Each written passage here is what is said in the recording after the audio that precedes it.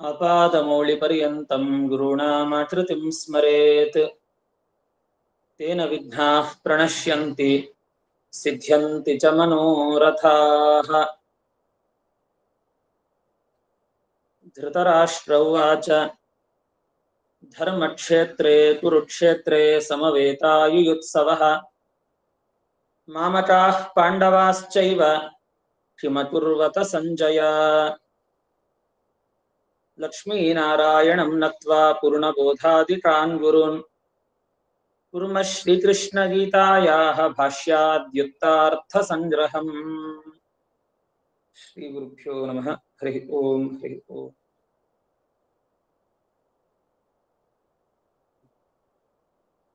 ಭಗವದ್ಗೀತೆಯ ಚಿಂತನೆಗೆ ತೊಡಗಿದ ಎಲ್ಲರಿಗೂ ವಂದನೆಗಳು. ಭಗವದ್ಗೀತೆ ಎನ್ನುವಂತಹದ್ದು ಭಾರತ ಪಾರಿಜಾತ ಮಧುಭೂತಾಂ ಅಂತ ಹೇಳುವಂತೆ ಮಹಾಭಾರತ ಅನ್ನುವಂತಹದ್ದು ಒಂದು ಪಾರಿಜಾತ ವೃಕ್ಷವಾದರೆ ಅದರ ಒಂದು ಮಕರಂದ ಅದು ಭಗವದ್ಗೀತೆ ಅಂತ. ಶಾಸ್ತ್ರೇಷು ಭಾರತಂ ಸಾರಂ ತತ್ರ ನಾಮಸಹಸ್ರಕಂ ವೈಷ್ಣವಂ ಕೃಷ್ಣಗೀತಾಚ ಅಂತ ಮಧ್ವಾಚಾರ್ಯರು ತಿಳಿಸುವಂತೆ ಸಕಲ ಶಾಸ್ತ್ರಗಳಲ್ಲಿಯೂ ಮಹಾಭಾರತ ಅತ್ಯಂತ ಸಾರಭೂತವಾಗಿರತಕ್ಕಂತಹ ಕೃತಿ ಅಂತ ಪ್ರಸಿದ್ಧವಾಗಿದೆ. ಅಂತಹ ಮಹಾಭಾರತದ ಸಾರ ಸರ್ವಸ್ವ ಅದು ಭಗವದ್ಗೀತೆ ಮತ್ತು ವಿಷ್ಣು ಸಹಸ್ರನಾಮ. ಇಂತಹ ಭಗವದ್ಗೀತೆಯ ಸಪ್ತಮ ಅಧ್ಯಾಯದ ಚಿಂತನೆಯನ್ನ ಈಗ ಪ್ರಾರಂಭ ಮಾಡ್ತಾ ಇದ್ದೇವೆ. ಶ್ರೀಕೃಷ್ಣ ಅರ್ಜುನನಿಗೆ ಅನೇಕ ತತ್ವಗಳನ್ನ 6 ಅಧ್ಯಾಯಗಳಲ್ಲಿ ಉಪದೇಶ ಕೊಟ್ಟ.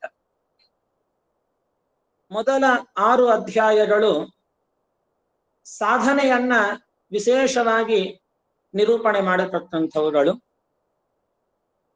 ಈ ಮುಂದೆ 7ನೆಯ ಅಧ್ಯಾಯದಿಂದ 12ನೆಯ ಅಧ್ಯಾಯದವರೆಗೂ ಭಗವಂತ ತನ್ನದೇ ಆದ ಒಂದು ಮಹಾತ್ಮ್ಯವನ್ನ ವಿಶೇಷವಾಗಿ ಅರ್ಜುನನಿಗೆ ಉಪದೇಶವನ್ನ ಮಾಡ್ತಾ ಇದ್ದಾನೆ. ಅದರಲ್ಲಿಯೂ ಈ ಅಧ್ಯಾಯಕ್ಕೆ ಜ್ಞಾನ ವಿಜ್ಞಾನ ಯೋಗ ಅಂತ ಕರೀತಾ ಇದ್ದಾರೆ.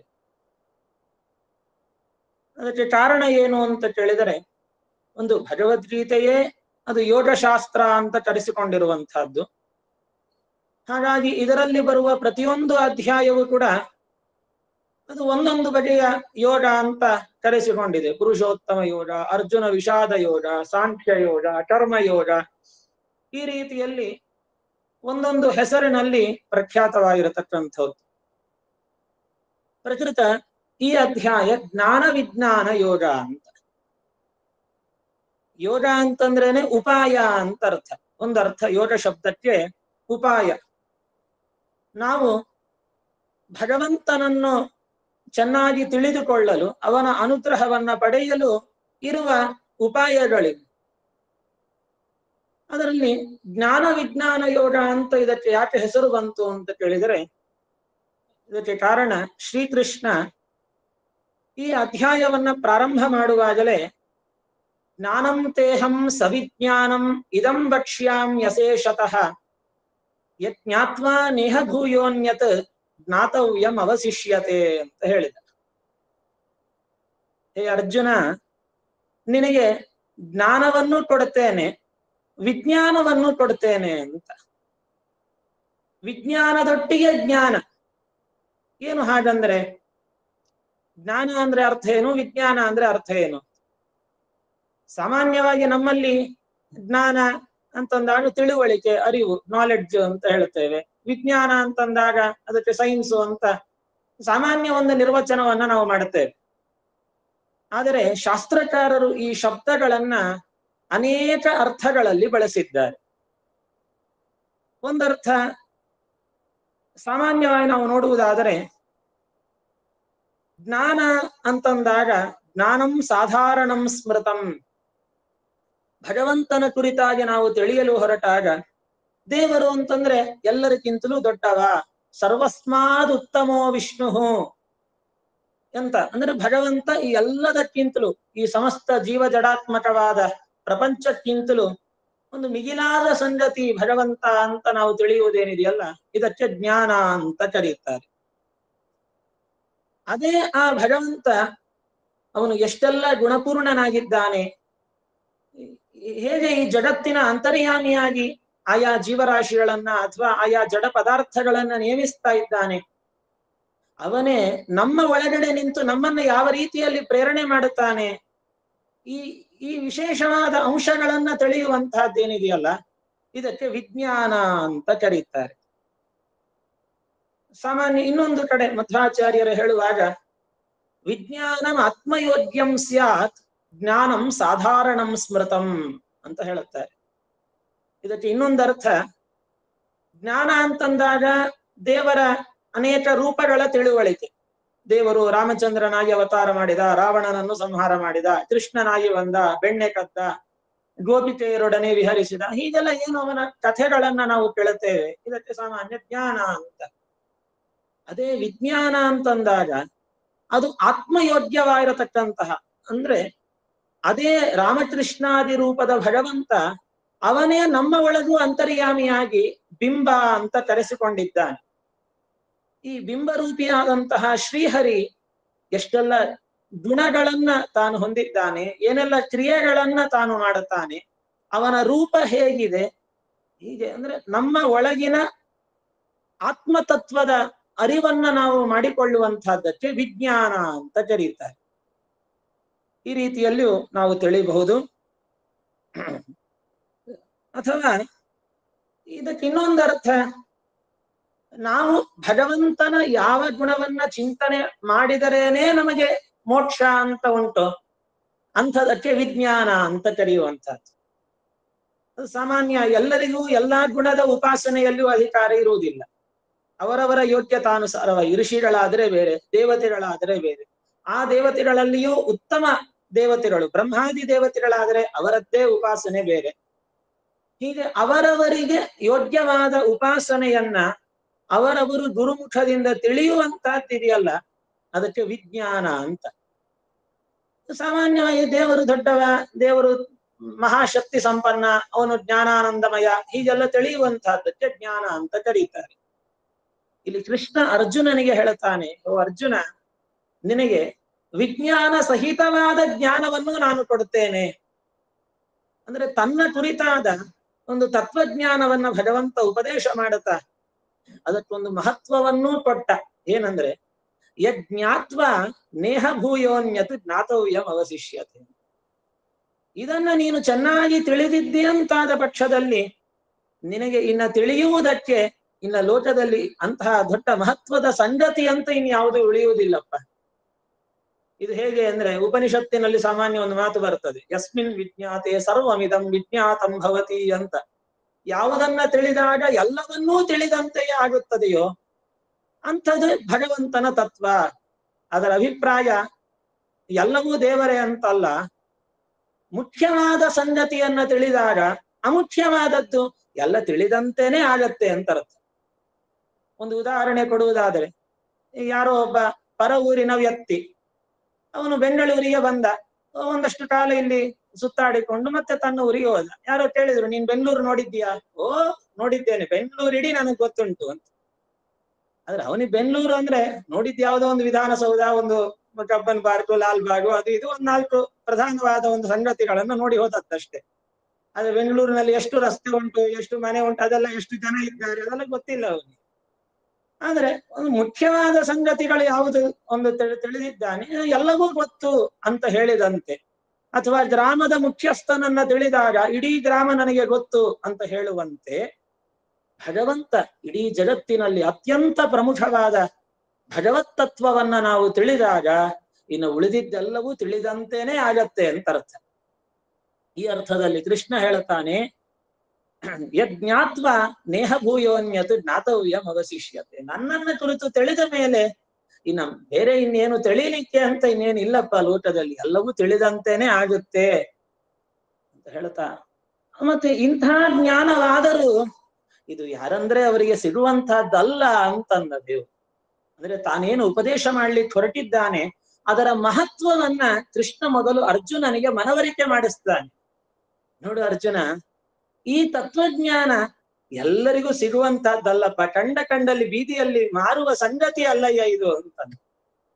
ಯಾಕೆಂದ್ರೆ ಮನುಷ್ಯಾಣಾಂ ಸಹಸ್ರೇಶು ಕಶ್ಚಿದ್ಯತತಿ ಸಿದ್ಧೈ.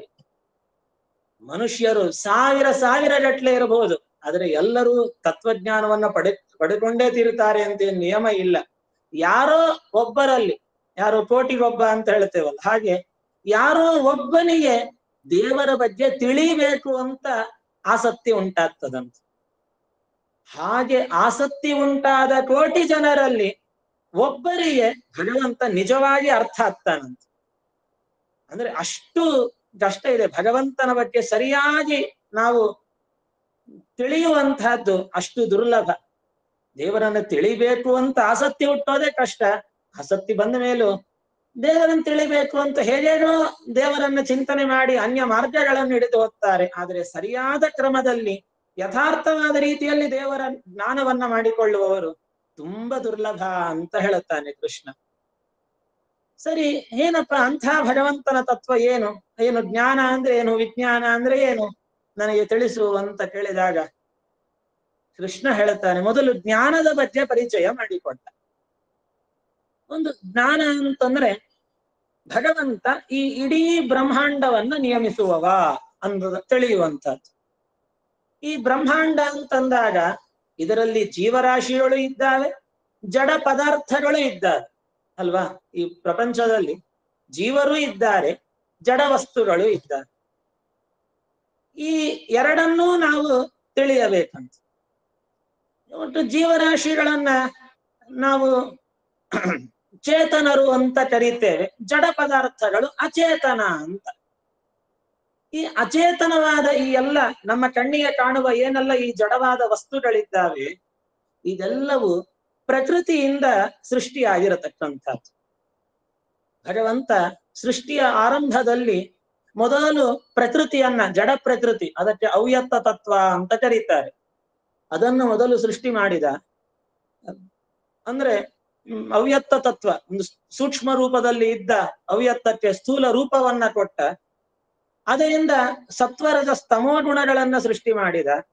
ಆ ಗುಣತ್ರಯಗಳಿಂದ ಮುಂದೆ ಮಹತ್ತತ್ವ, ಅಹಂಕಾರ ತತ್ವ, ಅದರಿಂದ ಎಲ್ಲ 24 ತತ್ವಗಳ ನಿರ್ಮಾಣ ಆಯಿತು. ಆ 24 ತತ್ವಗಳನ್ನ ಬೆರೆಸಿ ಬ್ರಹ್ಮಾಂಡವನ್ನ ಸೃಷ್ಟಿ ಮಾಡಿದ್ದಾನೆ ಭಗವಂತ. ಹಾಗಾಗಿ ಅದನ್ನ ಮೊದಲು ಪರಿಚಯ ಮಾಡಿಕೊಡುತ್ತಾನೆ. ನೋಡು ಅರ್ಜುನ, ಈ ಏನು ಪ್ರಕೃತಿ ಇದೆಯಲ್ಲ, ಇದು 8 ರೀತಿಯಾಗಿ ಇದೆ ಅಂತ ಹೇಳಿದ. ಯಾವುದದು ಅಂದ್ರೆ ಪ್ರಸಿದ್ಧವಾಗಿ ನಮ್ಮ ಕಣ್ಣಿಗೆ ಕಾಣುವಂತೆ ಪಂಚಭೂತಗಳು, ಈ ಒಂದು ಮಣ್ಣು, ನೀರು, ಬೆಂಕಿ, ಗಾಳಿ, ಆಕಾಶ. ಇದರ ಜೊತೆಯಲ್ಲಿ ಮೂಲಭೂತವಾದ ತತ್ವಗಳು 4. ಅದು ಮನಸ್ತತ್ವ, ಬುದ್ಧಿ ತತ್ವ, ಅಹಂಕಾರ ತತ್ವ. ಇದಕ್ಕೂ ಮೀರಿ ಈ ಎಲ್ಲಾ ತತ್ವಗಳಿಗೂ ತಂದೆ ಆದ ಒಂದು ತತ್ವ ಇದೆ, ಅದಕ್ಕೆ ಮಹತ್ತತ್ವ ಅಂತ ಕರೀತಾರೆ. ಒಟ್ಟು ಈ ಪ್ರಧಾನವಾಗಿ 24 ತತ್ವ ಅಂತ ಇದ್ರು, ಅದರಲ್ಲಿ ಪ್ರಧಾನವಾದದ್ದು 9. ಅಂದ್ರೆ ಮೂಲಭೂತವಾದ 4 ತತ್ವಗಳು ಜೊತೆಗೆ ಪಂಚಭೂತಗಳು. ಆದರೆ ಕೃಷ್ಣ ಇಲ್ಲಿ ಹೇಳುವಾಗ 9 ಅಂತ ಹೇಳುವುದಿಲ್ಲ, 8 ಅಂತ ಇಷ್ಟೇ ಹೇಳಿಬಿಟ್ಟ. ಅಂದ್ರೆ ಉಪಲಕ್ಷಣತೆಯ ಮಹತ್ತತ್ವವನ್ನು ತಗೊಳ್ಳೇಬೇಕು ಅಂತ ಅರ್ಥ. ಯಾಕಂದ್ರೆ ಅದು ಇದೆಲ್ಲದಕ್ಕೂ ಜನಕವಾದ ತತ್ವ, ಅದನ್ನು ಪ್ರತ್ಯೇಕ ಹೇಳಬೇಕಾಗಿಲ್ಲ, ಸಿದ್ಧ. ಅದು ಯಾವುದು ಸಿದ್ಧವಾದ ವಿಷಯ ಇರುತ್ತದೆ. ಉದಾಹರಣೆ ಹೇಳುವುದಾದ್ರೆ, ಇವತ್ತು ಏನ್ ಅಡಿಗೆ ಅಂತ ಕೇಳುತ್ತಾರೆ. ಏನ್ ಅಡಿಗೆ ಅಂದ್ರೆ, ಇವತ್ತು ಇಂತಹ ಸ್ವೀಟ್ ಮಾಡಿದ್ದೇವೆ, ಇಂತಹ ಪಲ್ಯ, ಇಂತಹ ಚಟ್ನಿ, ಇಂತಹ ಕೋಸಂಬರಿ. ಓ ಹೌದಾ, ಅನ್ನ ಮಾಡ್ಲಿಲ್ವಾ ನೀವು ಅಂತ ಯಾರಾದ್ರೂ ಪ್ರಶ್ನೆ ಮಾಡ್ತಾರೇನು? ಇಲ್ಲ. ಅಲ್ಲ, ಊಟ ಅಂದ್ಮೇಲೆ ಅನ್ನ ಇದ್ದೇ ಇರ್ತದೆ ಎಂದು ಗೊತ್ತಿದೆ. ಅದರ ಬದಲಾಗಿ ಇನ್ನು ಬೇರೆ ಎಲ್ಲ ಏನಿದೆ ಅದರಲ್ಲಿ ಇಷ್ಟ ಹೇಳಿರ್ತೇವೆ ಅಷ್ಟೇ. ಯಾರು ಅನ್ನ ಮಾಡಿಲ್ವಾ, ಅನ್ನ ಮಾಡಿದ ಬರೀ ಹುಳಿ ಸಾರು ಪಲ್ಯ ಚಟ್ನಿ ಮಾಡಿದೀರಾ ಅಂತ ಕೇಳುವುದಿಲ್ಲ. ಆ ನಿಟ್ಟಿನಲ್ಲಿ ಪ್ರಧಾನವಾದಂತಹ ಮಹತ್ತತ್ವವನ್ನ ಕೃಷ್ಣ ಮುಖತಃ ಹೇಳದಿದ್ದರು, ಅದು ಸಿದ್ಧ. ಈ ರೀತಿಯಲ್ಲಿ ಒಟ್ಟು 9 ಸಂಗತಿಗಳನ್ನ ಹೇಳಿದ. ಇದೆಲ್ಲ ಜಡವಾದಂತಹ ಪ್ರಕೃತಿ ಅಂತ ಕರೆಸಿಕೊಳ್ಳುವಂತಹದ್ದು. ಇದಕ್ಕೆ ಭಿನ್ನವಾಗಿ ಈ ಎಲ್ಲ ಜಡ ಪದಾರ್ಥಗಳನ್ನು ಮತ್ತೆ ಜೀವರಾಶಿಗಳನ್ನು ಅಂದ್ರೆ ಚೇತನರನ್ನು ಅಚೇತನರನ್ನು ನಿಯಮಿಸುವ ಮತ್ತೊಂದು ಪ್ರಕೃತಿ ಇದೆಯಂತೆ. ಅದಕ್ಕೆ ಚಿತ್ ಪ್ರಕೃತಿ ಅಂತ ಕರೀತಾರೆ. ಅದನ್ನೇ ಲಕ್ಷ್ಮೀ ದೇವಿ ಲಕ್ಷ್ಮೀ ತತ್ವ ಅಂತ ನಾವು ಹೇಳುತ್ತೇವೆ. ಅಂದ್ರೆ ಈ ಜಡವಾದ ಪ್ರಕೃತಿಯನ್ನ ನಿಯಮಿಸುವಂತಹ ಮಹಾಲಕ್ಷ್ಮೀ ದೇವಿಗೆ ಚೇತನ ಪ್ರಕೃತಿ ಅಂತ ಸಂಸ್ಕೃತದಲ್ಲಿ ಹೆಸರಿದೆ. ಅದನ್ನೇ ಕೃಷ್ಣ ಹೇಳ್ತಾನೆ, ಅಪರೇಯಮಿ ತಸ್ತ್ವನ್ಯಾಂ ಪ್ರಕೃತಿಂ ವಿದ್ಧಿ ಮೇ ಪರಾಂ. ಈ ಜಡವಾದ ಈ ಎಲ್ಲ ತತ್ವಗಳನ್ನು ನಿಯಮಿಸುವಂಥವಳು, ಈ ಬ್ರಹ್ಮಾಂಡದಲ್ಲಿ ಸಮಸ್ತ ಜಡ ಪದಾರ್ಥಗಳನ್ನ ಸಮಸ್ತ ಚೇತನರನ್ನ ತನ್ನ ಕೈ ಹಿಡಿತದಲ್ಲಿ ಇಟ್ಟುಕೊಂಡು ಇದನ್ನ ನಿಯಮಿಸುವಂತಹ ಪರತತ್ವ ಒಬ್ಬಳಿದ್ದಾಳಪ್ಪ, ಅವಳೇ ಮಹಾಲಕ್ಷ್ಮೀ ದೇವಿ. ಆಕೆಯನ್ನ ಜೀವಭೂತಾಂ ಅಂತ ಕರೆದ ಕೃಷ್ಣ. ಜೀವಭೂತಾಂ ಅಂದ್ರೆ ಲಕ್ಷ್ಮೀದೇವಿ ಜೀವ ಗಣಕ್ಕೆ ಸೇರುತ್ತಾಳೆ ಅಂತ ಅರ್ಥ ಅಲ್ಲ. ಸಂಸ್ಕೃತದಲ್ಲಿ ಜೀವ ಪ್ರಾಣಧಾರಣೆ ಅಂತ ಒಂದು ಧಾತು. ಆದ್ರಿಂದ ಜೀವಭೂತಾಂ ಅಂತಂದ್ರೆ ಸಮಸ್ತ ಜೀವಿಗಳ ದೇಹದಲ್ಲಿಯೂ ನಿಂತು ಅವರ ದೇಹವನ್ನೂ ಹಿಡಿದು ನಿಂತವಳು, ಅರ್ಥಾತ್ ಎಲ್ಲದಕ್ಕೂ ಧಾರಕ ಶಕ್ತಿ ಅಂತ ಅರ್ಥ. ಅಂತಹ ಎಲ್ಲದಕ್ಕೂ ಆಧಾರಭೂತಳಾಗಿರತಕ್ಕಂತಹ ಲಕ್ಷ್ಮೀದೇವಿ ತಾನು ಚೇತನ ಪ್ರಕೃತಿ ಅಂತ ಕರೆಸಿಕೊಳ್ತಾ ಇದ್ದಾಳೆ. ಒಟ್ಟು ಪ್ರಕೃತಿಯನ್ನ, ಒಂದು ಚೇತನ ಪ್ರಕೃತಿ ಅಂದ್ರೆ ಲಕ್ಷ್ಮೀದೇವಿ, ಇನ್ನೊಂದು ಅಚೇತನ ಪ್ರಕೃತಿ ಅಂದ್ರೆ ನಾವು ನೋಡುವ ಈ ಎಲ್ಲ ಪಂಚಭೂತಗಳು ಮೂಲ ತತ್ವಗಳು ಇದೆಲ್ಲವೂ ಅಚೇತನ ಪ್ರಕೃತಿ. ಸರಿ, ಹಾಗೆ ಪ್ರಶ್ನೆ ಬಂತು, ಕೃಷ್ಣ ಇದೆಲ್ಲ ಹೇಳ್ತಿದ್ದಿ, ನೀನ್ ಯಾರು? ಕೃಷ್ಣ ಹೇಳಿದ, ನಾನು ಈ ಎಲ್ಲದಕ್ಕೂ ನಿಯಾಮಕ ಅಂತಂದ.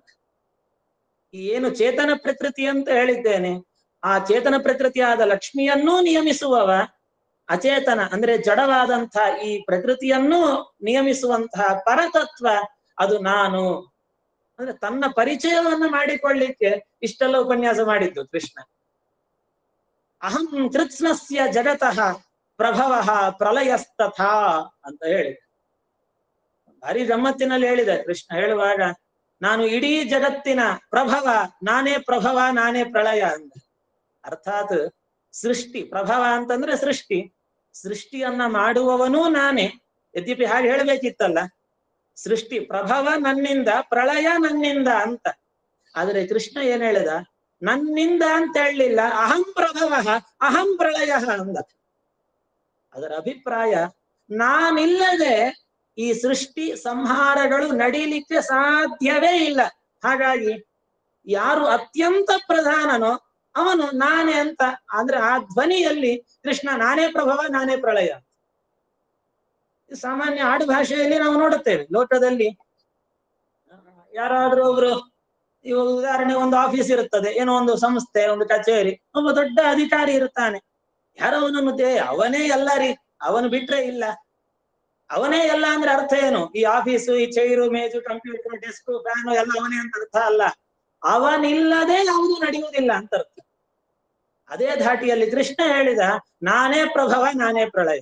ಅರ್ಥಾತ್ ದೇವರೇ ಸೃಷ್ಟಿ ಸಂಹಾರ ಅಲ್ಲ, ದೇವರಿಂದ ಅಂದ್ರೆ ನಾನಿಲ್ಲದೆ ಈ ಜಗತ್ತಿನ ಸೃಷ್ಟಿಯೂ ನಡೀಲಿಕ್ಕಾಗುವುದಿಲ್ಲ, ಸಂಹಾರವೂ ನಡೀಲಿಕ್ಕಾಗುವುದಿಲ್ಲ.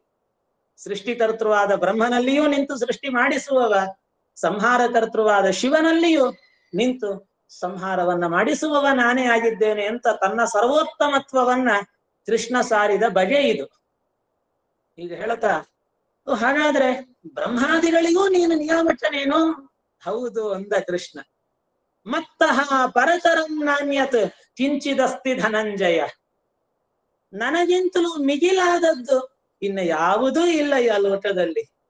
ಓ ಧನಂಜಯ, ಮತ್ತಃ ಪರತರಂ ನಾಣ್ಯತ್ ಕಿಂಚಿದಸ್ತಿ ಅಂದ.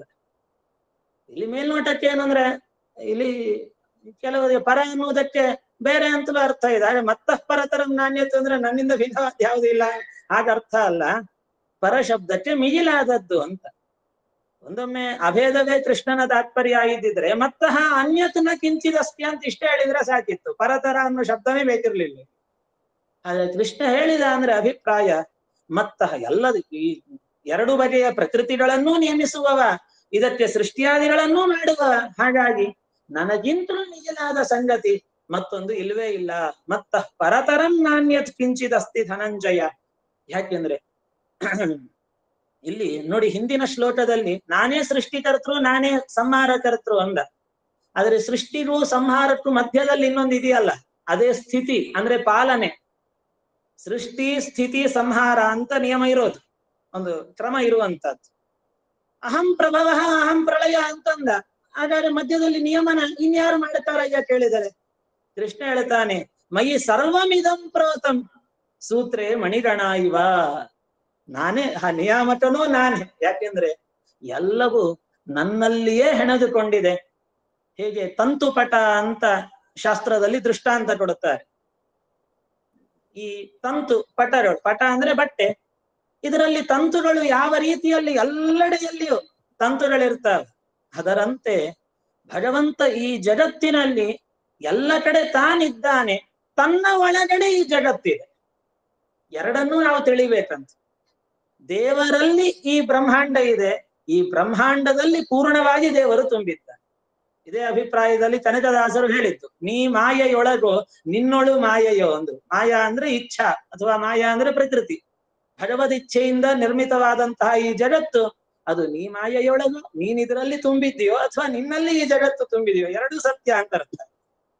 ಈ ಅಭಿಪ್ರಾಯದಲ್ಲಿಯೂ ದಾಸರು ಹೇಳುತ್ತಾರೆ ಈ ನಿಟ್ಟಿನಲ್ಲಿ. ಅದು ಹೇಗೆ ಅಂದ್ರೆ, ಸೂತ್ರೇ ಮಣಿಗಣಾಹ ಇವ. ಒಂದು ಸೂತ್ರ ಅಂದ್ರೆ ಒಂದು ಹಗ್ಗ ಅಥವಾ ದಾರ.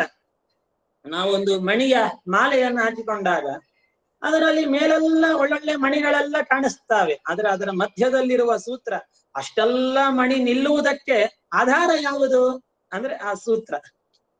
ಸೂತ್ರ ಕಾಣುವುದಿಲ್ಲ, ನಮಗೆ ಮೇಲ್ನೋಟಕ್ಕೆ ಮಣಿ ಮಾತ್ರ ಕಾಣುವಂತಹದ್ದು. ಅದರಂತೆ ಈ ಜಗತ್ತೆಲ್ಲ ಭಗವಂತನನ್ನ ಆಧರಿಸಿಕೊಂಡಿದೆ. ಭಗವಂತ ಕಾಣುವುದಿಲ್ಲ, ನಮಗೆ ಜಗತ್ತು ಮಾತ್ರ ಕಾಣುತ್ತಾ ಇದೆ. ಹೀಗೆ ಸೂತ್ರೇ ಮಣಿಗಣಾಹ ಇವ ಅಂತ ಒಂದು ದೃಷ್ಟಾಂತವನ್ನ ಕೊಡ್ತಾ, ಈ ರೀತಿ ಇದು ಜ್ಞಾನ ಅಂತ ಕರೆಸಿಕೊಳ್ಳುತ್ತದೆ. ಇಷ್ಟರ ತನಕ ಅಂದ್ರೆ ದೇವರೇ ಈ ಜಗತ್ತಿನ ಸೃಷ್ಟಿ ಸ್ಥಿತ್ಯಾದಿಗಳನ್ನೆಲ್ಲ ನಡೆಸುವವ, ಈ ಜಡವಾದ ಪ್ರಕೃತಿಗೂ ಮತ್ತೆ ಆ ಪ್ರಕೃತಿಯನ್ನ ಆಧರಿಸಿಕೊಂಡಿರುವ ಜೀವರಾಶಿಗಳಿಗೂ ಮತ್ತೆ ಇವರಿಬ್ಬರನ್ನೂ ನಿಯಮಿಸುವ ಲಕ್ಷ್ಮೀದೇವಿಗೂ ಭಗವಂತನೇ ಮೂಲ ಕಾರಣ ಅಂತ ತಿಳಿಯುವುದಕ್ಕೆ ಜ್ಞಾನ ಅಂತ ಕರೀತಾರೆ. ಕೃಷ್ಣ ಇನ್ನೊಂದು ಮಾತು ಹೇಳಿದ್ನಲ್ಲ, ವಿಜ್ಞಾನವನ್ನೂ ಕೊಡುತ್ತೇನೆ ಅಂತ. ಏನು ವಿಜ್ಞಾನ ಅಂತಂದ್ರೆ, ಸರಿ ಜ್ಞಾನ ಗೊತ್ತಾಯ್ತು ನಮಗೆ ಇಲ್ಲಿ ತನಕ. ವಿಜ್ಞಾನ ಅಂದ್ರೆ ಏನು? ಅದನ್ನ ಮುಂದಿನ ಶ್ಲೋಕದಿಂದ ಕೃಷ್ಣ ಹೇಳ್ತಾನೆ, ರಸೋಹಮಪ್ಸು ಕೌಂತೇಯ ಪ್ರಭಾಸ್ಮಿ ಶಶಿ ಸೂರ್ಯಯೋಃ ಪ್ರಣವ ಸರ್ವವೇದೇಶು ಶಬ್ದಃಖೇ ಪೌರುಷಂ ನೃಷು. ಈ ವಿಜ್ಞಾನವನ್ನು ಮುಂದಿನ ಒಂದು 5-6 ಶ್ಲೋಕಗಳಲ್ಲಿ ಹೇಳಿಕೊಂಡ ಕೃಷ್ಣ. ಈ ಶಬ್ದಗಳೆಲ್ಲ ಬಹಳ ಚೆನ್ನಾಗಿದ್ದಾವೆ. ಕೃಷ್ಣ ಹೇಳುವಾಗ ನೋಡಿ, ರಸೋಹಂ ಅಪ್ಸು ಕೌಂತೇಯ. ಅಪು ಅಂದ್ರೆ ನೀರು, ನಾನು ನೀರಿನಲ್ಲಿ ರಸವಾಗಿದ್ದೇನೆ. ಸೂರ್ಯ ಚಂದ್ರರಲ್ಲಿ ಪ್ರಭೆ ಕಾಂತಿಯಾಗಿದ್ದೇನೆ. ನಾನು ವೇದಗಳಲ್ಲಿ ಪ್ರಣವ ಓಂಕಾರವಾಗಿದ್ದೇನೆ, ಆಕಾಶದಲ್ಲಿ ಶಬ್ದವಾಗಿದ್ದೇನೆ. ಹೀಗೆಲ್ಲ ಹೇಳ್ತಾ ಹೋಗ್ತಾನೆ ಕೃಷ್ಣ. ಏನಿದರ ಅರ್ಥ? ಇದು ಮೇಲ್ನೋಟಕ್ಕೆ ಒಂದು ವಿರುದ್ಧವಾದ ಒಂದು ಸ್ಟೇಟ್ಮೆಂಟ್ ಕೊಟ್ಟ ಹಾಗೆ ಅನಿಸ್ತದೆ ನಮ್ಗೆ ಅಲ್ವಾ? ಮೇಲ್ನೋಟಕ್ಕೆ ನೋಡಿದಾಗ ನೀರಿನಲ್ಲಿ ರಸ ನಾನೇ ಅಂತಂದ್ರೆ, ಅಲ್ಲ ನೀರಿನಿಂದ ರಸವನ್ನ ಬೇರ್ಪಡಿಸ್ಲಿಕ್ಕೆ ಆಗ್ತದ? ಸಾಧ್ಯ ಇಲ್ಲ. ಈ ಬೆಂಕಿಯಿಂದ ಬಿಸಿತನವನ್ನ ಬೇರ್ಪಡಿಸಿ ಅಂತಂದ್ರೆ ಇಲ್ಲ, ಅದರ ಸಹಜವಾದ ಗುಣ, ಅದರ ತನ್ಮಾತ್ರ ಅದು. ಶಬ್ದ ಅಂತ ಅನ್ನೋದು ಆಕಾಶದ ತನ್ಮಾತ್ರ, ಆಕಾಶದಿಂದ ಶಬ್ದ ಬೇರ್ಪಡಿಸಿ ಅಂತಂದ್ರೆ ಆಗುವುದಿಲ್ಲ. ಹಾಗೆ ಪೃಥ್ವಿಯಿಂದ ಗಂಧವನ್ನ ಬೇರ್ಪಡಿಸಿ ಅಂತಂದ್ರೆ, ಗಂಧ ಅಂದ್ರೆ ವಾಸನೆ, ಅದು ಪೃಥ್ವಿ ತತ್ವದ ತನ್ಮಾತ್ರ, ಸಾಧ್ಯ ಇಲ್ಲ. ಹಾಗಾದ್ರೆ ಕೃಷ್ಣ ಹೇಳಿಕೊಳ್ತಾನೆ, ರಸೋಹಂ ಅಪ್ಸು ಕೌಂತೇಯ. ಸೂರ್ಯ ಚಂದ್ರನಿಂದ ಕಾಂತಿಯನ್ನ ಬೇರ್ಪಡಿಸಿ ನೋಡ್ಲಿಕ್ಕೆ ಆಗೋದಿಲ್ಲ ನಮಗೆ. ಆದ್ರೆ ಕೃಷ್ಣ ಅಂತಾನೆ ಸೂರ್ಯ ಚಂದ್ರದಲ್ಲಿರುವ ಕಾಂತಿ ನಾನೇ ಅಂತ. ಅಂದ್ರೆ ಏನಿದರ ತಾತ್ಪರ್ಯ? ಈ ಶಬ್ದಗಳಿಗೆ ಹಾಗಾಗಿ ನಾವು ಅರ್ಥ ಮಾಡ್ಲಿಕ್ಕೆ ಆಗುವುದಿಲ್ಲ. ಒಂದೊಮ್ಮೆ ನಾವು ಹಾಗಾಗಿ ಅರ್ಥ ಮಾಡಿಬಿಟ್ರೆ ಒಂದು ಸಮಸ್ಯೆ ಇದೆ. ಸೂರ್ಯ ಚಂದ್ರರಲ್ಲಿರೋ ಬೆಳಕು ದೇವರೇ ಅಂದ್ರೆ ದೇವರನ್ನ ಈ ಜಡವಾದಂತಹ ಒಂದು ಬೆಳಕು ಅಂದ್ರೆ ದೇವರನ್ನು ಜಡ ಅಂತ ಬೈದ ಹಾಗಾಗತ್ತೆ.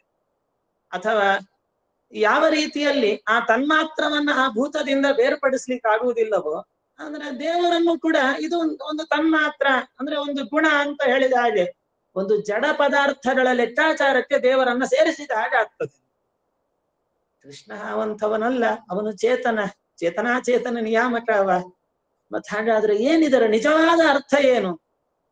ಇದಕ್ಕೆ ರಾಘವೇಂದ್ರ ಸ್ವಾಮಿಗಳವರು ಅರ್ಥ ಬರೀತಾರೆ. ಇಲ್ಲೆಲ್ಲ ದೇವರು ಏನು ಹೇಳಿಕೊಳ್ತಾ ಇದ್ದಾನೆ ಅಂದ್ರೆ ಆಯಾ ವಸ್ತುಗಳಲ್ಲಿರುವ ಸಾರ ನಾನೇ ಅಂತ ಕೃಷ್ಣ ಹೇಳಿಕೊಳ್ತಾ ಬಂದ. ಇವ ವೇದಗಳ ಸಾರ ಅಂದ್ರೆ ಓಂಕಾರ, ಅದು ನಾನೇ ಅಂತಂದ. ನೀರಿನ ಸಾರ ಅಂದ್ರೆ ರಸ, ಅದು ನಾನೇ ಅಂತ ಹೇಳಿದ. ಅಭಿಪ್ರಾಯ, ಭಗವಂತ ಆಯಾ ವಸ್ತುಗಳಿಗೆ ಸತ್ತಾಪ್ರದನಾಗಿ, ಅಂದ್ರೆ ಈ ಎಲ್ಲ ವಸ್ತುಗಳನ್ನ ಸೃಷ್ಟಿ ಮಾಡಿದವನು ಅವನೇ, ಆಯಾ ವಸ್ತುಗಳಿಗೆ ಸತ್ತಾಪ್ರದನಾಗಿ. ಸತ್ತ ಅಂತಂದ್ರೆ ಸಂಸ್ಕೃತದಲ್ಲಿ ಅಸ್ತಿತ್ವ ಅಂತ ಅರ್ಥ. ಸತ್ ಅಂದ್ರೆ ಇರುವ ವಸ್ತು ಅಂತೇಳಿ, ಅದರ ಧರ್ಮ ಸತ್ತ ಅಥವಾ ಸತ್ವ. ಇನ್ನು ಸ್ಪಷ್ಟ ಹೇಳ, ಯಾಕಂದ್ರೆ ಕನ್ನಡದಲ್ಲಿ ಅದಕ್ಕೆ ಬೇರೆ ಅರ್ಥ ಇದೆಯಲ್ಲ, ಸತ್ತ ಅಂದ್ರೆ ಕನ್ನಡದಲ್ಲಿ ಹೋದ ಅಂತ ಮುಗಿಯಿತು ಅಂತ. ಆದ್ರೆ ಸಂಸ್ಕೃತದಲ್ಲಿ ಅದಕ್ಕೆ ವಿರುದ್ಧ ಅರ್ಥ ಇದೆ. ಸಂಸ್ಕೃತದಲ್ಲಿ ಸತ್ತ ಅಂತಂದ್ರೆ ಇರುವಿಕೆ, ಎಕ್ಸಿಸ್ಟೆನ್ಸ್ ಅಂತ ಅರ್ಥ. ಏನು ನಾವು ಈ ಎಲ್ಲ ಪದಾರ್ಥಗಳನ್ನ ನೋಡ್ತಾ ಇದ್ದೇವೆ, ಈ ಪ್ರತಿಯೊಂದಕ್ಕೂ ಅಸ್ತಿತ್ವವನ್ನ ಕೊಟ್ಟವನು ನಾನೇ, ಅದನ್ನ ಸೃಷ್ಟಿ ಮಾಡಿದವ, ಆಯಾ ವಸ್ತುಗಳನ್ನ ನಿಯಮನ ಮಾಡುವವ, ಆಯಾ ವಸ್ತುಗಳಿಗೆ ಒಂದು ಅಸ್ತಿತ್ವ ಕೊಟ್ಟವ, ಆ ವಸ್ತುಗಳಲ್ಲಿ ನಿಂತು ಆಯಾ ಕೆಲಸಗಳನ್ನ ಮಾಡಿಸುವವ, ಎಲ್ಲವೂ ದೇವರೇ ಅಂತ ತಿಳಿಯುವಂತಹದ್ದಿದೆಯಲ್ಲ, ಇದಕ್ಕೆ ವಿಜ್ಞಾನ ಅಂತ ಕರೀತಾರೆ.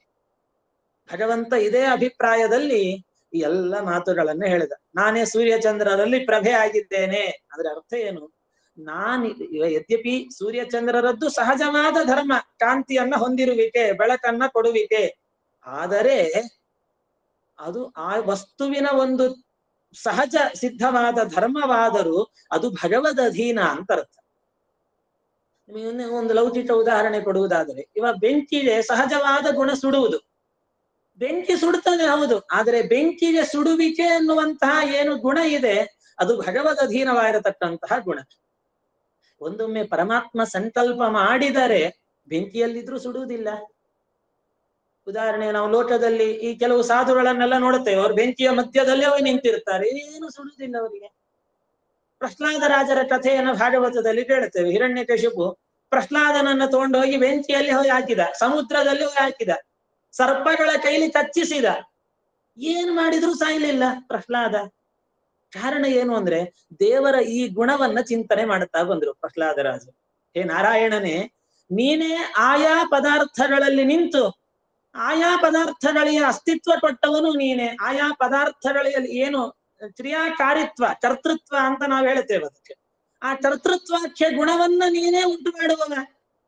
ಅಂದ್ರೆ ಆಯಾ ವಸ್ತುಗಳಲ್ಲಿರೋ ಕರ್ತೃತ್ವ ನಿನ್ನ ಅಧೀನ ಇದು. ಹಾಗಾಗಿ ಪ್ರಹ್ಲಾದರಾಜರಿಗೆ ಹಿರಣ್ಯಕಶಿಪು ವಿಷ ಕೊಟ್ಟಾಗ್ಲೂ ಅವರು ನೆನೆದದ್ದು ಆ ವಿಷದಲ್ಲಿಯೂ ಇರುವ ನಾರಾಯಣನನ್ನೇ. ಸರ್ವಾಂತರ್ಯಾಮಿ ಅಲ್ಲೋ ನಾರಾಯಣ, ಓ ನನ್ನ ಸ್ವಾಮಿ, ನೀನೇ ವಿಷದಲ್ಲಿಯೂ ಇರುವವ. ನಿನ್ನ ಸಂಕಲ್ಪ ಇದ್ರೇನೆ ಈ ವಿಷಕ್ಕೆ ಮಾರಕತ್ವ ಅಂತ ಶಕ್ತಿ ಇದೆ, ವಿಷ ಕುಡಿದವರಿಗೆ ಸಾಯಿಸ್ತದೆ ಅಂತ. ಆದ್ರೆ ವಿಷಕ್ಕೆ ಸಾಯಿಸುವ ಗುಣ ಅದು ಭಗವದ್ ಅಧೀನ, ನಿನ್ನ ಅಧೀನ ಸ್ವಾಮಿ. ನೀನು ಸಂಕಲ್ಪ ಮಾಡಿದ್ರೆ ಉಂಟು, ಇಲ್ಲದೆ ಇದ್ರೆ ವಿಷ ಏನು ಮಾಡುವುದಿಲ್ಲ. ಬೆಂಕಿಯ ಸುಡುವ ಶಕ್ತಿ ಕೊಟ್ಟವನು ನೀನೆ, ಅದು ನಿನ್ನ ಅಧೀನ. ನಿನ್ನ ಸಂಕಲ್ಪ ಇದ್ರೆ ಆ ಬೆಂಕಿ ನನ್ನನ್ನು ಸುಡತ್ತೆ, ಇಲ್ಲದೆ ಇದ್ರೆ ಬೆಂಕಿಲಿದ್ರು ನಾನು ಏನಾಗುವುದಿಲ್ಲ. ಈ ರೀತಿ ಎಲ್ಲ ಕಡೆ ದೇವರನ್ನ ಚಿಂತನೆ ಮಾಡ್ತಾ ಬಂದ್ರು. ಹಾಗಾಗಿ ಅವರಿಗೆ ಆಯಲ್ಲಿ ಬೆಂಕಿಯಲ್ಲಿ ಹಾಕಿದ್ರು, ವಿಷ ಕೊಟ್ರು, ಏನ್ ಮಾಡಿದ್ರು ಸಾಯ್ಲಿಲ್ಲ ಪ್ರಹ್ಲಾದನ. ಇದನ್ನ ವಿಜ್ಞಾನ ಅಂತ ಕರೀತಾರೆ. ಅಂದ್ರೆ ಭಗವಂತನೇ ಈ ಜಗತ್ತಿನಲ್ಲಿರುವ ಪ್ರತಿಯೊಂದು ವಸ್ತುವಿನಲ್ಲೂ ನಿಂತು ಆಯಾ ವಸ್ತುಗಳ ಗುಣಧರ್ಮಗಳನ್ನ ಭಗವಂತನೇ ಪ್ರಕಟ ಮಾಡುತ್ತಾನೆ ತನ್ನ ಇಚ್ಛೆಯಿಂದ. ಅಂದ್ರೆ ಈ ಪ್ರಪಂಚ ದೇವರಿಗೆ ಅಷ್ಟು ಅಧೀನವಾಗಿದೆ ಅಂತ ಅರ್ಥ. ಈ ಜಗತ್ತೆಲ್ಲ ದೇವರಿಗೆ ಅಧೀನ ಅಂದ್ರೆ ಹೇಗೆ? ಇವ ನಾವು ರಾಜಭೃತ್ಯ ನ್ಯಾಯ ಅಂತ ನೋಡ್ತೇವೆ ಲೋಕದಲ್ಲಿ. ಅಂದ್ರೆ ಒಬ್ಬ ರಾಜ ಇರ್ತಾನೆ, ಅವನ ಕೈ ಕೆಳಗಡೆ 10 ಜನ ಸೇವಕರು ಇರ್ತಾರೆ. ರಾಜ ಆದೇಶ ಮಾಡುತ್ತಾನೆ, ನೀನ್ ಈ ಕೆಲಸ ಮಾಡು, ನೀನ್ ಆ ಕೆಲಸ ಮಾಡು, ಅವ್ರು ಮಾಡಿಕೊಂಡು ಬರ್ತಾರೆ. ಹಾಗೆ ನಾವು ದೇವರಿಗೆ ಅಧೀನವಾಗಿದ್ದೀವೇನೋ ಅಂದ್ರೆ ಅಲ್ಲ ಅಂತಾರೆ ಶಾಸ್ತ್ರಕಾರ. ದೇವರು ಎಲ್ಲಿಯೋ ನಿಂತು ನಮಗೆ ನೀನ್ ಹೀಗ್ ಮಾಡು ಹಾಗ್ ಮಾಡು ಅಂತ ಹೇಳಿದರೂ ಮಾಡ್ಲಿಕ್ಕೂ ನಮಗೆ ಸ್ವಾತಂತ್ರ್ಯ ಇಲ್ಲ. ಭಗವಂತನಿಗೆ ಪೂರ್ಣ ಅಧೀನವಾದಂಥವ ಜೀವ, ಅಧೀನವಾದಂತಹದ್ದು ಈ ಜಗತ್ತು. ಹಾಗಾಗಿ ದೇವರೇ ತಾನೇ ನಮ್ಮ ಒಳಗಡೆಯಲ್ಲಿಯೂ ಕೂತು ಈ ಎಲ್ಲ ಜಡ ಪದಾರ್ಥಗಳಲ್ಲಿಯೂ ಕೂತು ಆಯಾ ಜೀವ ಜಡರಿಂದ ಆಯಾ ಕೆಲಸಗಳನ್ನ ಆಯಾ ಕಾಲಕ್ಕೆ ಮಾಡಿಸಿಕೊಂಡು ಹೋಗ್ತಾನೆ. ಈ ದೇವರ ಈ ಗುಣವನ್ನ, ಇದು ಪ್ರಧಾನವಾದ ಗುಣ. ನಾರಾಯಣನೇ ಸರ್ವಕರ್ತೃ ಪರಬ್ರಹ್ಮ ಅಂತ, ನೀವು ಅವನನ್ನು ಈಶ್ವರ ಅಂತ ಜರೀರಿ, ಬ್ರಹ್ಮ ಅಂತ ಜರೀರಿ, ನಾರಾಯಣ ಅಂತ ಏನು ಹೆಸರು ಬೇಕಾದ್ರೂ ಕೊಡಿ, ತೊಂದರೆ ಇಲ್ಲ. ಆದ್ರೆ ಅವನೇ ಈ ಸರ್ವಕರ್ತೃವಾಗಿದ್ದಾನೆ, ಅವನೇ ಸ್ವತಂತ್ರ, ಅವನೇ ಸರ್ವಾಂತರ್ಯಾಮಿ, ಅವನೇ ಸತ್ತಾಪ್ರದ, ಅವನೇ ಚೇಷ್ಟಾಪ್ರದ. ಚೇಷ್ಟ ಅಂದ್ರೆ ಚಟುವಟಿಕೆ.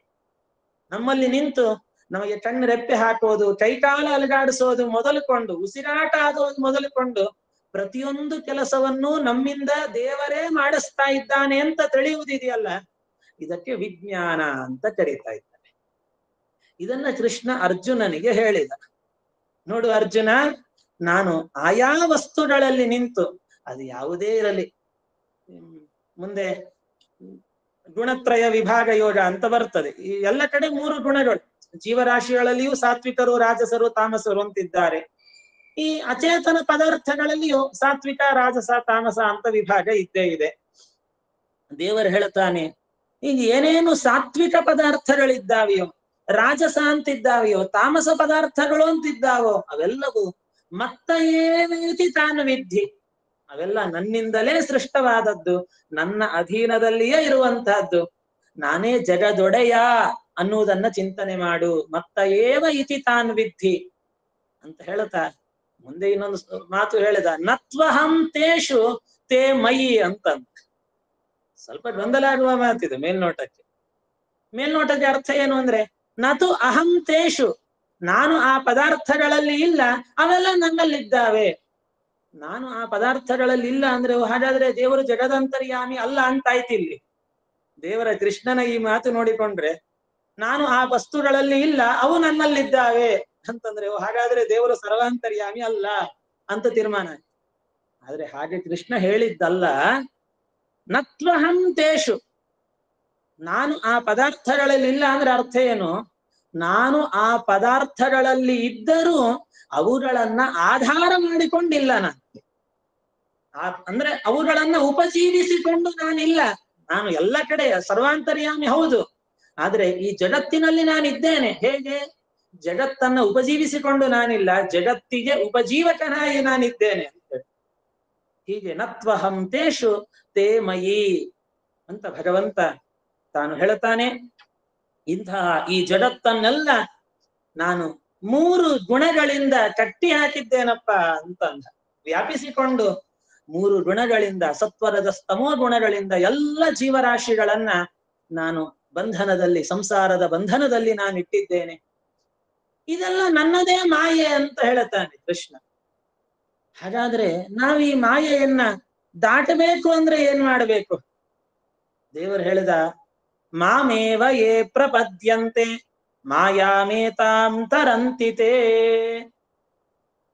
ಎಲ್ಲ ಜೀವರಾಶಿಗಳಿಗೆ ಈ ಒಂದು ಬಂಧನವನ್ನ, ಈ ಹುಟ್ಟು ಸಾವುಗಳ ರೂಪವಾದ ಸಂಸಾರ ಅಂದ್ರೆ ಅಷ್ಟೇ, ಇನ್ನೇನಿಲ್ಲ. ಪುನಃ ಪುನಃ ಜನನ, ಪುನಃ ಪುನಃ ಮರಣ.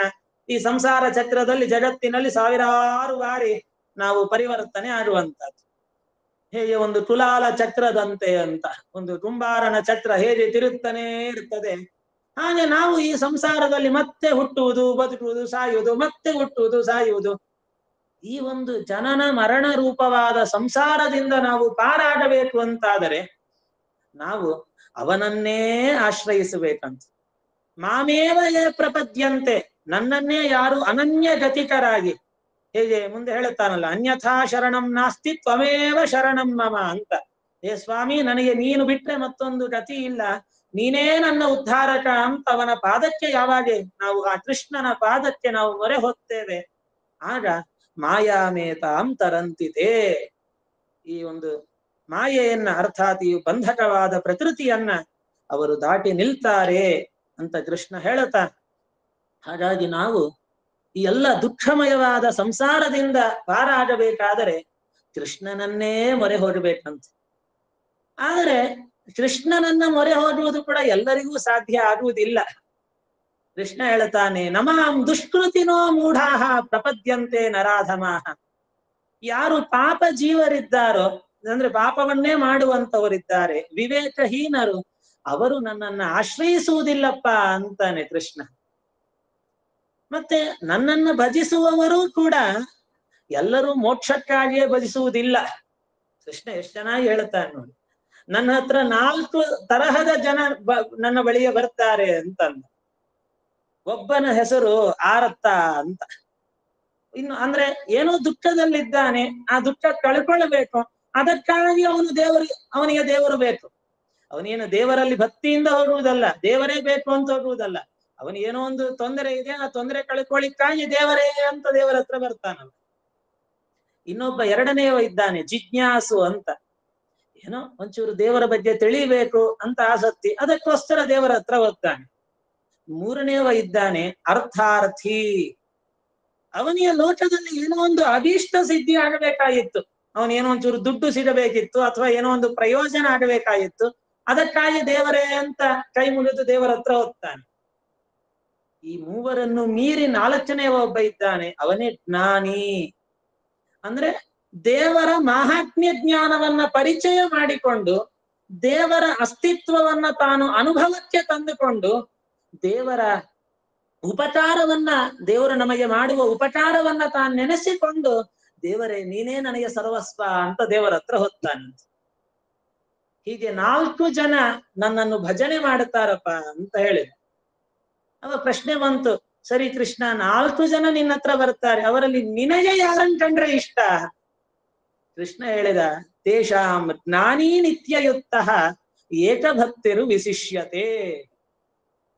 ಅವರಲ್ಲಿ ಜ್ಞಾನಿ ಅಂತ ಇದ್ದಾನಲ್ಲ, ಅವನು ಭಾರಿ ವಿಶಿಷ್ಯತೆ, ಅವನು ಅತಿಶಯಿತನಾಗ್ತಾನಪ್ಪ ಅವ. ಯಾಕೆಂದ್ರೆ ಏಕಭಕ್ತಿ, ಏಕ ಅಂದ್ರೆ ಪ್ರಧಾನವಾಗಿ ನನ್ನಲ್ಲಿಯೇ ಭಕ್ತಿಯನ್ನು ಮಾಡುವವ. ಅವನು ಯಾವುದೋ ದುಡ್ಡಿಗೋಸ್ಕರ ನನ್ನ ಹತ್ರ ಬಂದವನಲ್ಲ, ಅಥವಾ ಇನ್ಯಾವುದೋ ಅಭಿಷ್ಟ ಇಟ್ಕೊಂಡು ನನ್ನ ಹತ್ರ ಬಂದವನಲ್ಲ, ನಾನೇ ಬೇಕು ಅಂತ ನನ್ನ ಹತ್ರ ಬಂದವ. ಹಾಗಾಗಿ ಅವನನ್ನು ಕಂಡ್ರೆ ನನಗೆ ತುಂಬಾ ಪ್ರೀತಿ ಅಂತಾನೆ ಕೃಷ್ಣ. ಉದಾರಾಹ ಸರ್ವಯೇವ ಐತೆ, ಉಳಿದವರು ನನ್ನನ್ನು ಭಜನೆ ಮಾಡಿದ್ದಕ್ಕೆ ಫಲ ಇದ್ದೇ ಇದೆ. ಉದಾರಾಹ, ಅವರು ಉತ್ಕೃಷ್ಟರಾದವರೇ. ಆದರೆ ಜ್ಞಾನೀತು ಆತ್ಮೈವ ಮೇಮತಂ. ಜ್ಞಾನಿ ಅಂತಂದ್ರೆ ನನಗೆ ಅತ್ಯಂತ ಪ್ರಿಯತಮ. ಜ್ಞಾನಿ ಪ್ರಿಯತಮೋತಮೇ ಮುಂದೆ ಹೇಳಿಕೊಂಡ. ಅಂಥ ಜ್ಞಾನ ಪಡೆದವನೂ ಕೂಡ ಬಹು ಜನ್ಮಗಳ ಸಾಧನೆಯ ನಂತರದಲ್ಲಿ ಅವನು ನನ್ನನ್ನ ಪಡೀತಾನಪ್ಪ. ಜ್ಞಾನವಾನ್ ಮಾಂ ಪ್ರಪದ್ಯತೆ. ಅವನಿಗೆ ವಾಸುದೇವ ಸರ್ವಂ. ದೇವರು ಅಂತಂದ್ರೆ ಅವನು ಇಡೀ ಜಗತ್ತಿನಲ್ಲಿ ಸರ್ವಾಂತರ್ಯಾಮಿ, ಸರ್ವ ನಿಯಾಮಕ, ಸರ್ವಚೇಷ್ಟಕ ಅಂತ ನನ್ನ ಮಹಾತ್ಮ್ಯ ಜ್ಞಾನ ಪಡ್ಕೊಂಡು ನನ್ನ ಹತ್ರ ಬರ್ತಾನೆ. ಅಂಥವನು ಭಾರಿ ದುರ್ಲಭ ಅಂತ ಹೇಳ್ತಾನೆ ಕೃಷ್ಣ. ಯಾಕೆಂದ್ರೆ ಸಾಮಾನ್ಯ ಎಲ್ಲರಿಗೂ ಯಾವುದೋ ಒಂದು ಲೌಕಿಕ ಅಭೀಷ್ಟ ಬೇಕಾಗಿರುತ್ತದೆ, ಅದಕ್ಕೋಸ್ಕರ ದೇವರ ಹತ್ರ ಕಾಲಿಡಿದ್ದಾರೆ, ದೇವರೇ ನನಗೆ ಅದು ಕೊಡು ಇದು ಕೊಡು ಅಂತ. ಆದ್ರೆ ದೇವರೇ ಬೇಕು ಅಂತ ದೇವರ ಹತ್ರ ಹೋಗೋರು ತುಂಬಾ ಕಮ್ಮಿ ಅಂತೆ. ಕೃಷ್ಣ ಮಾತನ್ನ ಹೇಳ್ತಾನೆ, ಕಾಮೈಹಿ ತೈರ್ತೈರ್ ಹೃತಜ್ಞಾನ.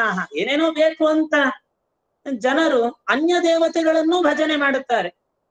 ಅಂದ್ರೆ ಉಳಿದ ದೇವತೆಗಳು, ರುದ್ರ ದೇವರಿರ್ಲಿ, ಗಣಪತಿ ಇರ್ಲಿ, ದುರ್ಗೆ ಇರ್ಲಿ, ಉಳಿದ ದೇವತೆಗಳನ್ನು ಭಜನೆ ಮಾಡುತ್ತಾರೆ. ಯಾಕಂದ್ರೆ ಅವ್ರು ಏನೋ ಒಂದು ಬೇರೆ ಅಭೀಷ್ಟ ಸಿದ್ಧಿ ಆಗಬೇಕಾಗಿರತ್ತೆ, ಲೋಕದಲ್ಲಿ ಏನೋ ಒಂದು ಪಡ್ಕೊಳ್ಬೇಕಾಗಿರತ್ತೆ, ಅದಕ್ಕೋಸ್ಕರ ಬೇರೆ ಬೇರೆ ದೇವತೆಗಳ ಹತ್ರ ಹೋಗ್ತಾರೆ. ಅವರಿಗೂ ಆಯಾ ದೇವತೆಗಳಲ್ಲಿ ಶ್ರದ್ಧೆಯನ್ನು ಹೆಚ್ಚಾಗುವಂತೆ ಮಾಡುವವನೂ ನಾನೇ, ಅವರಿಂದ ಆಯಾ ದೇವತೆಗಳ ಭಜನೆ ಮಾಡಿಸುವವನೂ ನಾನೇ, ಆಯಾ ದೇವತೆಗಳಲ್ಲಿ ನಿಂತು ಅವರವರಿಗೆ ಆಯಾ ಫಲಗಳನ್ನ, ಅಂದ್ರೆ ಅವರು ಏನ್ ಇಷ್ಟಾರ್ಥ ಬೇಕು ಅಂತ ಬಂದಿರ್ತಾರೆ, ಅದನ್ನ ಕೊಡಿಸುವವನೂ ನಾನೇ ಅಂತ ಹೇಳಿಕೊಂಡ ಕೃಷ್ಣ. ಈಗ ನಮಗೆ ಕೃಷ್ಣನ ಸರ್ವೋತ್ತಮತ್ವ ಗೊತ್ತಾಗತ್ತೆ. ನಾವು ಬೇರೆ ದೇವತೆಗಳನ್ನ ಆಶ್ರಯಿಸಿದರೂ ಅವರಲ್ಲಿಯೂ ನಿಂತು ಕೃಷ್ಣನೇ ನಮಗೆ ಫಲ ಕೊಡುವವ. ಇದು ದೇವರ ಸರ್ವೋತ್ತಮತ್ವಕ್ಕೆ ಒಳ್ಳೆ ನಿದರ್ಶನ. ಹಾಗಾದ್ರೆ ಎಲ್ಲಿ ಆದ್ರೇನು ದೇವರೇ ಫಲ ಕೊಡ್ತಾನಲ್ಲ, ಉಳಿದ ದೇವತೆಗಳ ಹತ್ರನೇ ಹೋಗೋಣ, ಕೃಷ್ಣನ ಹತ್ರ ಯಾಕೆ ಹೋಗ್ಬೇಕು ಅಂತ ಪ್ರಶ್ನೆ ಬಂದ್ರೆ, ಅದ ಕೃಷ್ಣ ಹೇಳ್ತಾನೆ, ನೀವು ಉಳಿದವರಿಂದ ಏನು ಫಲ ಪಡೀತೀರಲ್ಲ, ಅದೆಲ್ಲ ಯಾವುದೋ ಒಂದು ಲೌಕಿಕವಾದ ಫಲ ಸಿಕ್ತಿರ್ತದೆ ನಿಮಗೆ. ಆದರೆ ಉಳಿದ ದೇವತೆಗಳು ಕೊಡುವ ಫಲಕ್ಕೆ ಒಂದು ದಿವಸ ನಾಶ ಅಂತ ಇದೆ. ಅವ್ರೇನೋ ಒಂದು ಲೌಕಿಕ ಇಷ್ಟಾರ್ಥ ಕೊಟ್ಟಿರ್ತಾರೆ, ಅದು ಒಂದು ದಿವಸ ಪಡ್ಕೊಂಡು ನಶಿಸಿ ಹೋಗ್ತದೆ. ಆದರೆ ನನ್ನನ್ನು ಭಜಿಸಿದಾಗ ನಾನು ಶಾಶ್ವತವಾದ ಫಲ ಕೊಡುತ್ತೇನೆ, ಅರ್ಥಾತ್ ಮೋಕ್ಷವನ್ನ ಕೊಡುತ್ತೇನೆ. ಅದು ಎಂದೂ ನಾಶ ಆಗುವಂತಹದ್ದಲ್ಲ. ಆದ್ದರಿಂದ ನನ್ನನ್ನೇ ಭಜನೆ ಮಾಡಬೇಕು ಅಂತ ಪರಮಾತ್ಮ ತಾನು ತಿಳಿಸ್ತಾ, ವೇದಾಹಂ ಸಮತೀತಾನಿ ವರ್ತಮಾನಾನಿ ಚಾನಘ. ಓ ಅರ್ಜುನ, ನನಗೆ ಭೂತ ಭವಿಷ್ಯತ್ತು ವರ್ತಮಾನ ಎಲ್ಲವೂ ನನಗೆ ಗೊತ್ತಿದೆಯಪ್ಪ. ಅಂತಹ ನನ್ನನ್ನೇ ಸರ್ವಜ್ಞ ಅಂತ ನೀನು ಚಿಂತನೆ ಮಾಡು. ಈ ಜಗತ್ತಿನಲ್ಲಿ ಎಲ್ಲ ಕಡೆ ಇರುವುದು ಮೂರು: ಅಧಿದೈವ, ಅಧಿಭೂತ, ಅಧ್ಯಾತ್ಮ ಅಂತ. ಅಧಿಭೂತ ಅಂದ್ರೆ ಈ ಎಲ್ಲ ಭೂತಗಳು, ನಾವು ನಮ್ಮ ಕಣ್ಣಿಗೆ ಕಾಣಿಸುವಂತಹ ಎಲ್ಲ ಈ ಪ್ರಪಂಚ, ಇದಕ್ಕೆ ಅಧಿಭೂತ ಅಂತ ಕರೀತಾರೆ. ಇದರ ಒಳಗಡೆ ನಿಂತು ನಿಯಮನ ಮಾಡುವ ಶಕ್ತಿಗೆ ಅಧಿದೈವ ಅಂತ ಕರೀತಾರೆ. ಅದಕ್ಕೂ ಮೀರಿ ನಮ್ಮ ಮನಸ್ಸಿಗೆ ಸಂಬಂಧಪಟ್ಟದ್ದು ಅದು ಅಧ್ಯಾತ್ಮ, ಅಂದ್ರೆ ನಾರಾಯಣನ ತತ್ವ. ಈ ಮೂರರಲ್ಲಿಯೂ ನಾನೇ ನಿಂತು ನಿಯಾಮಕನಾಗ್ತೇನೆ ಅಂತ ಹೇಳತಾ, ಸಾಧಿಭೂತಾದಿ ದೈವಂ ಮಾಂ ಸಾಧಿ ಯಜ್ಞಂಚ ಯೇ ವಿದುಹು ಪ್ರಯಾಣ ಕಾಲೇಪಿ ಚ ಮಾಂ ತೇ ವಿದುಹು ಯುಕ್ತ ಚೇತಸಃ ಅಂತ ಕೊನೆಯಲ್ಲಿ ಕೃಷ್ಣ ಹೇಳತಾ, ಕೊನೆಯ ಶ್ಲೋಕ ಇದು. ಹೀಗೆ ಅಧಿಭೂತ, ಅಧಿದೈವ, ಅಧ್ಯಾತ್ಮಗಳು ಮೂರಕ್ಕೂ ನಾನೇ ನಿಯಾಮಕ ಅಂತ ನನ್ನನ್ನ ತಿಳಿರಿ. ವಿಶೇಷವಾಗಿ ಪ್ರಯಾಣ ಕಾಲದಲ್ಲಿ ಅಂತ. ಅದು ಯಾವ ಪ್ರಯಾಣ ಹೇಳಲಿಲ್ಲ ಕೃಷ್ಣ. ಇಲ್ಲಿ ಪ್ರಯಾಣ ಅಂದ್ರೆ ಯಾವುದೋ ಜರ್ನಿ, ಯಾವ ಊರಿಗೆ, ಡೆಲ್ಲಿಗೋ ಮುಂಬೈಗೋ ಅಂತ ನಾವು ಹೇಳಲಿಕ್ಕಿಲ್ಲ. ಯಾಕಂದ್ರೆ ಇದು ಫೈನಲ್ ಜರ್ನಿ, ಇದು ಕೊನೆಯ ಪ್ರಯಾಣ, ಅರ್ಥಾತ್ ಮರಣ. ಯಾವಾಗ ನಾವು ಈ ದೇಹವನ್ನೇ ಬಿಟ್ಟು ಹೊರಡ್ಲಿಕ್ಕಿದೆಯೋ ಆ ಪ್ರಯಾಣ ಇದು.